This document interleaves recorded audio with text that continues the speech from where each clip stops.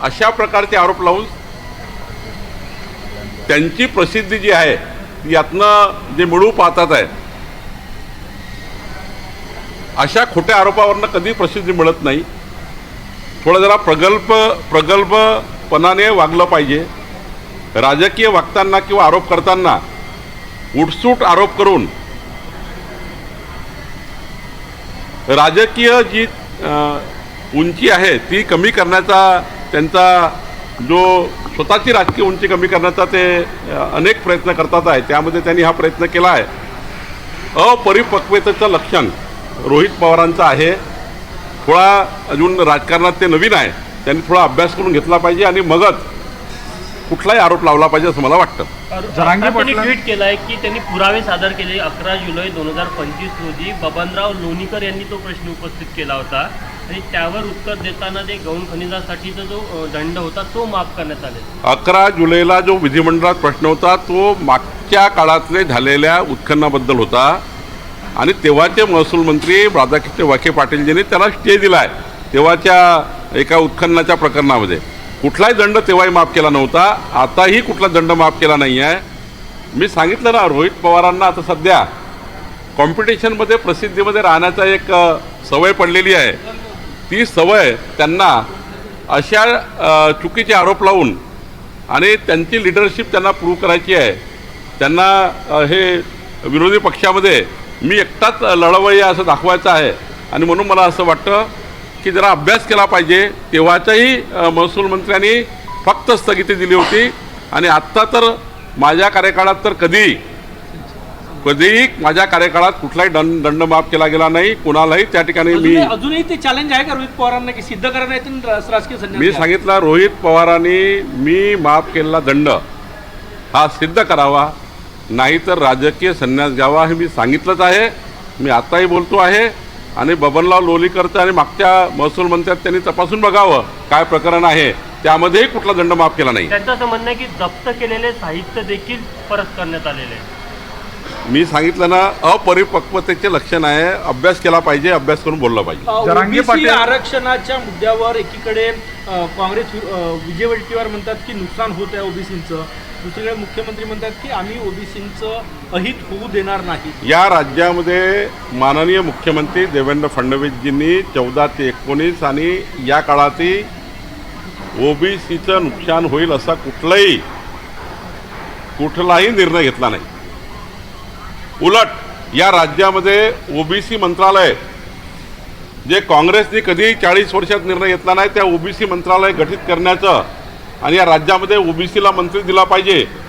ओबीसीच्या 18 पगड जाती, 12 बोलतेदार, 353 जातीकरता जे ओबीसी मंत्रालय आहे त्या मंत्रालयामध्ये ते मंत्रालय गठीत करणे, त्या मंत्रालयाला मंत्री देण्याचं काम आणि या मंत्रालयाच्या माध्यमातून सर्व ओबीसी समाजाला न्याय द्यायचं काम देवेंद्र फडणवीस सरकारने केलं, आमच्या मुख्यमंत्री देवेंद्र फडणवीसजींनी केलं आहे. राहिला प्रश्न ओबीसीवर अन्याय होण्याचा, मी कालही सांगितलं वडेट्टीवारना, जरा बबनराव तायवाडे काय बोलतात एकदा त्यांचं प्रशिक्षण वडेट्टीवारनी घेतलं पाहिजे किंवा एकदा वडेट्टीवारजींनी हे सांगितलं पाहिजे, हे वडेट्टीवारनी सांगितलं पाहिजे की कुठल्या शब्दाने कुठल्या वाक्याने ओबीसीवर अन्याय होतो आहे आणि सरकार ऐकून घ्यायला तयार आहे.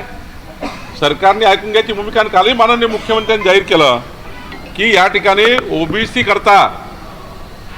करता आमचं सरकार हे कधीही कुठली गोष्ट कमी पडू देणार नाही.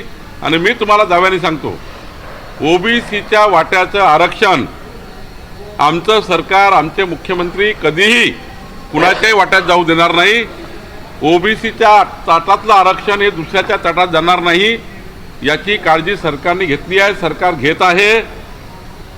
आणि ओबीसी करता ज्या ज्या गोष्टी करायच्या आहेत त्या सर्व गोष्टी सरकार करणार आहे. जे जे काही निर्णय घ्यायचे ते आपण निर्णय घेणार आहोत.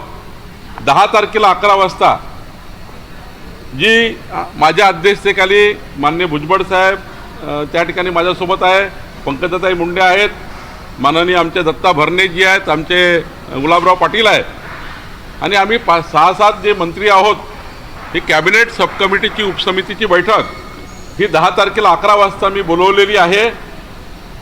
जर वडेट्टीवारला काही वाटतं तर वडेट्टीवारनी आमच्या कॅबिनेट उपसमितीकडे त्यांच्या शंका किंवा त्यांना काही संशय वाटतो आहे तो आम्हाला कळवा.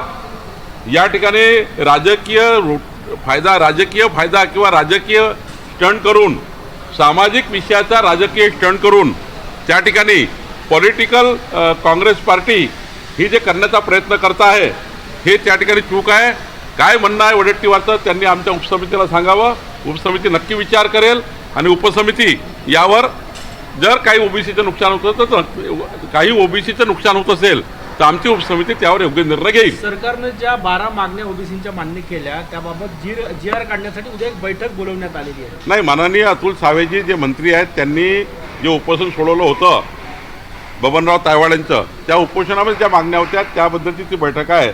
पण ओव्हरऑल या राज्याच्या संपूर्ण 18 पगड जाती 12 बोलतेदार समाजाचं जे काही मागण्या आहेत त्या मागण्याकरता किंवा जो काही या ठिकाणी थोडा संशय आणि संभ्रम निर्माण झाला यासंबंधी चर्चा करण्याकरता परवा 10 तारखेला 11 वाजता मी कॅबिनेट सब कमिटीची बैठक बोलवली आहे. मागील 20 वर्षात आदिवासी प्रवर्गातून अनुसूचित जमातीचे बोगस प्रमाणपत्र तयार करून जवळपास 12,000 लोकांनी सरकारी नोकरी लाटल्याचं समोर नाही, काय समोर आलं तरी चौकशी झाली पाहिजे, कारण शेवटी चौकशी शिवाय या अशा विषयाला मीडियामध्ये बोलणं काही योग्य नाही. जरांगे पाटलांनी सरकारला अल्टिमेटम दिलाय, 17 तारखेपर्यंत प्रमाणपत्र वाटप केलं नाही तर सरकार विरोधी भूमिका घेऊ असं त्यांनी सांगितलं. मी आधीच सांगितलं आहे की ओबीसी प्रमाणपत्र द्यायचं असेल की शेड्यूल ट्राईबचं द्यायचं असेल की एसटीचं द्यायचं असेल, प्रमाणपत्र देताना आमचा जो महसूल विभाग आहे किंवा आमचे तहसीलदार आहे किंवा जे काही कॉम्पिटंट अथॉरिटी आहेत त्या प्रमाणपत्र देताना जो फॉर्मॅट आहे, प्रमाणपत्रात जे काही डॉक्युमेंट लागतात प्रमाणपत्र देताना किंवा अर्जाचा नमुना आहे त्या अर्जाच्या नमुन्यात जे जे डॉक्युमेंट लागतात ते द्यावे लागतात त्या अधिकाऱ्यांना, तेव्हा अधिकारी सर्टिफिकेट इश्यू करतात. म्हणजे सर्टिफिकेट इश्यू करताना कुठला तरी नोंदीचा दाखला द्यावा लागेल, कुठेतरी कुणबी समाजाची नोंद आहे त्याचा दाखला द्यावा लागेल. शेवटी अधिकाऱ्यांना आपण काही त्यांच्या मान्यावर तलवार देऊन तर ठेवून तर काही आपण दाखले काढू शकत नाही. कोणालाही त्या ठिकाणी दाखला द्यायचा असेल, तहसीलदार वगैरे आमच्या जे काही अधिकारी नेमले असतील त्या अधिकाऱ्यांनी जे काही कॉम्पिटंट डॉक्युमेंट आहे, लागणारे डॉक्युमेंट आहे ते डॉक्युमेंट त्या अर्जासोबत द्यावे लागतात, तरच त्या ठिकाणी दाखले मिळतात ना. रोहित पवारांनी पुन्हा आरोप केला की जी जाहिरात दिली देवाभाऊची त्यावर 400 कोटी खर्च आला आणि ते निनावी का जाहिरात. उद्धव ठाकरेंच्या सरकारच्या काळामध्ये काय काय झालं रोहित पवारजी जरा एकदा चष्मा लावून बघून घ्या. कशा कशा जाहिराती झाल्या, कुठल्या कुठल्या धनदांडग्या लोकांनी जाहिराती दिल्या, कसं कसं एक्स्टॉर्शन झालं. आम्हाला बोलायला लावू नका. देवेंद्र फडणवीसजींच्या प्रेमापोटी एखादी जाहिरात पेपरमध्ये येणे यांचं का पोट दुखत आहे. या राज्याला देवदुर्लभ अष्टपैलू कर्तृत्वाचा नेता आमचे मुख्यमंत्री देवेंद्र फडणवीसजी यांच्या प्रेमापोटी खूप प्रेम कमवलं आहे देवेंद्रजींनी. आमचे एकनाथजी अजित पवारसोबत देवेंद्रजींनी खूप प्रेम कमवलं आणि इतकं प्रेम कमवलं आहे देवेंद्र फडणवीसजींनी की 51% मतं 3,17,00,000 मतं देवेंद्र फडणवीस सरकारला हे मिळालेले आहेत.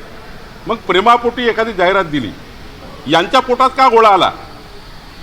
छत्रपती शिवरायांच्या साक्षीने एक जाहिरात येतं, त्यांचे फोटो असते यांच्यावर. मग छत्रपती शिवाजी महाराजांची त्या ठिकाणी फोटो आहेत, त्या ठिकाणी देवेंद्रजी छत्रपती शिवरायाला नतमस्तक होत आहे आणि 14 कोटी जनतेला नतमस्तक होत आहे. हे राज्य जनतेकरता समर्पित आहे, हे राज्य जनतेकरता समर्पित असा भाव आहे. ॲडव्हर्टाईजमेंटचा भाव काय, ते भावना काय त्या ॲडव्हर्टाईजमेंटच्या, जरा भावना समजून घ्या.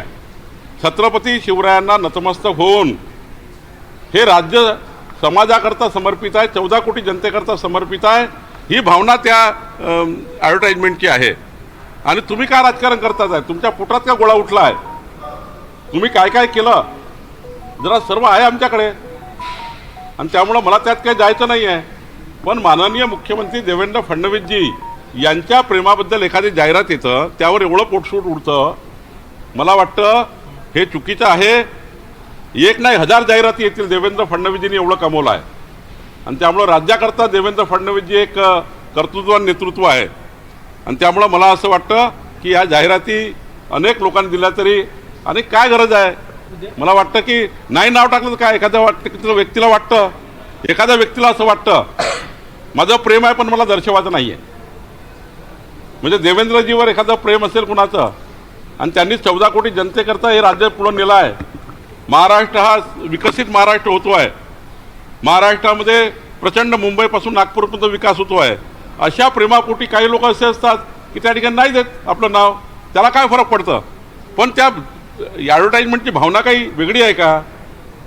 त्यामुळं भावनेचा आदर केला पाहिजे. छत्रपती शिवाजी महाराजांच्या त्या ठिकाणी मुद्रिकेला नतमस्तक होऊन ही भावना त्या ठिकाणी व्यक्त झाली आहे ॲडव्हर्टाईजमध्ये. त्यामुळे मला असं वाटतं की याच्यामध्ये काही विरोधकांनी आरोप करण्याचा काही तथ्य नाही आहे. उद्या जी बैठक आहे ओबीसींची त्या बैठकीत भुजबळांना निमंत्रण नाही अशी माहिती आहे. नाही, ती बैठक आधीच सांगितलं, ही बैठक ही बबनराव तायवाडेंच्या आंदोलनाच्या संबंधाने आहे. आणि परवा माझी जी बैठक आहे कॅबिनेट सब कमिटी, त्यामध्ये भुजबळ साहेब आहे, पंकजाताई सर्वच आहेत. त्या सब कमिटीमध्ये आम्ही सर्व बोलणार आहोत.